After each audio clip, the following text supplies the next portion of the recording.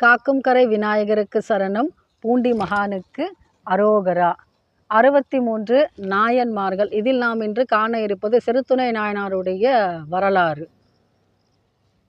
சோழ மண்டலத்திலே தஞ்சாவூரிலே திருமருகல் என்னும் தலத்தில் அவதரித்த சிவன் அடியவர்.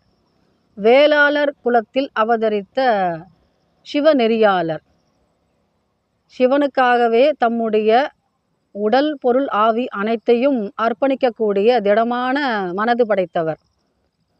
தம்மால் என்ற பணிகளை இறைவனுக்கும் இறைவனின் அடியார்களுக்கும் மனதார கொடுப்பவர். இவருக்கு திருவாரூர் தியாகராஜ பெருமான் மீது அளவில்லாத பக்தியும் அன்பும். நேரம் கிடைக்கும் போதெல்லாம் அந்த திருத்தலத்திற்கு சென்று தம்மால் என்ற திருத்தொண்டினை மனமுவந்து செய்பவர்.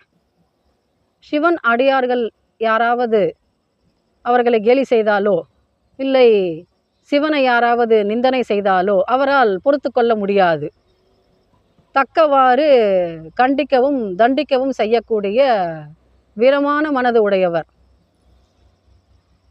சிவனடியார்களை யாராவது இகழ்ந்து பேசினால் கூப்பிட்டு அவர் அம்மாதிரி செய்யக்கூடாது என்று கண்டிக்கக்கூடிய மனது படைத்தவர். இதில் அவருக்கு பாகுபாடு எதுவும் கிடையாது. மிகுந்த செல்வந்தராக இருந்தாலும் இல்லை செல்வத்திலே குறைந்தவர்களாக இருந்தாலும் அவர்களுடைய தகுதியை அவர் பார்க்க மாட்டார். சிறுத்துணை நாயனார் நிந்தனை செய்தால் இவருக்கு பிடிக்காது. என்ன செய்கிறாரு? திருவாரூர் தியாகராஜ பெருமான் மீது இவருக்கு ஆறாத காதல் என்று நாம் சொன்னோம். என்ன செய்தார்?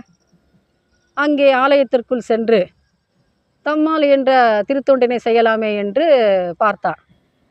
பூ கட்டுவதோ அல்லது கோவிலை சுத்தம் செய்வதோ எதுவாயினும் மனமுவந்து மகிழ்ச்சியோடு செய்து கொண்டிருப்பார். என்ன நடந்தது? இவருடைய பக்தியை சோதிப்பதற்காக இறைவன் என்ன ஒரு சோதனை கொடுத்தாருன்னு பார்க்கலாம். திருவாரூர் ஆலயத்திலே மண்டபத்திலே சிவனுக்கு வேண்டிய அர்ச்சனை நடக்க இருக்கிறது. அதற்காக இவர் என்ன செய்கிறார்? சிறுத்துணை நாயனார் பூமாலைகளை கட்டி கொண்டிருக்கிறார் மண்டபத்திலே. அப்பொழுது பல்லவ பேரரசர் கழற்சிங்கர் அவருடைய பட்டத்து ராணியோடு அத்தலத்து இறைவனை தரிசனம் செய்ய வந்து கொண்டிருக்கிறார். ராஜா கோவிலுக்குள்ள வந்துட்டார். காடவர்கோன் கழற்சிங்கர் என்பது அவருடைய பெயர். அவர் கோவிலில் ஒரு ஓரமாக நின்று கொண்டிருக்கிறார். இன்னும் ஆலயத்தில் அர்ச்சனை தயாராகவில்லை. பூமாலைகள் கட்டி கொண்டிருக்கிறார் சிறுத்துணை நாயனார். அப்போ அந்த பக்கமாக வராங்க பட்டத்து ராணி. என்ன செய்கிறாங்க? ஒரு பூவை எடுத்து, சிவனுக்குரிய அர்ச்சனைக்குரிய பூ அது, சிவன் மேலே இன்னும் சாத்தப்படவில்லை, அது இன்னும் அலங்காரமும் செய்யவில்லை.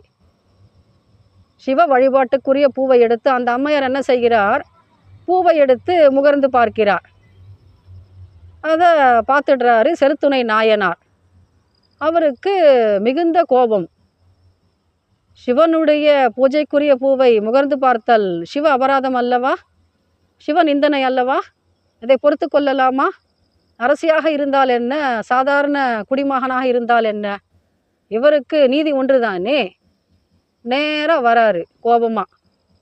ராணி தன்னை மறந்து அங்கே நின்று கொண்டிருக்கிறார்கள் பூவை முகர்ந்து பார்த்து கொண்டு. ராணின்னு பார்க்கல சிறுத்துணை நாயனார். அவருடைய முடியை பிடித்து இழுத்து கீழே தள்ளிடுறாரு. என்ன கோபம்!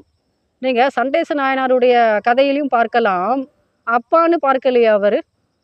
தம்முடைய தந்தையை மழுவெடுத்து வெட்டி விட்டார் அல்லவா?